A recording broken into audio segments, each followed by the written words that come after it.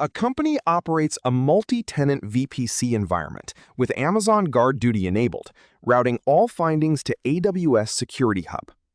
Due to high volumes of traffic originating from malicious sources, the company requires an automated mechanism to block such traffic at the VPC level upon discovery by Guard Duty.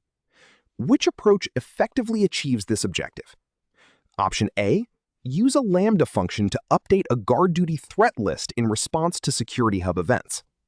Option B. Use a Lambda function to dynamically update AWS WAF web ACL rules triggered by Security Hub findings. Option C. Use a Lambda function to update an AWS network firewall policy rule group in response to Security Hub findings. Option D. Use a Lambda function to create Guard Duty suppression rules based on incoming Security Hub findings. The answer is option C. In this case, a quicker way to block the traffic is to use an AWS network firewall policy rule group triggered by Security Hub findings. This is because the network firewall already blocks the traffic, and Security Hub already has all the details from the risk factors observed. Let's take a look at the other options. Option A. Using a Lambda function to update a Guard Duty threat list in response to Security Hub events is more complex than the option proposed. Option B. Using a Lambda function to dynamically update AWS WAF web ACL rules triggered by Security Hub findings is very different from the actual goal.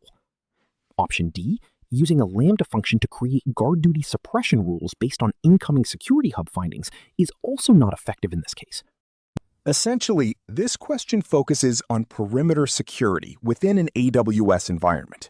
We are looking for an automated way to translate a security detection into an active network-level block. The challenge lies in selecting the right service that has the authority and scope to filter traffic at the VPC boundary, rather than just identifying it or applying restrictions at the application level.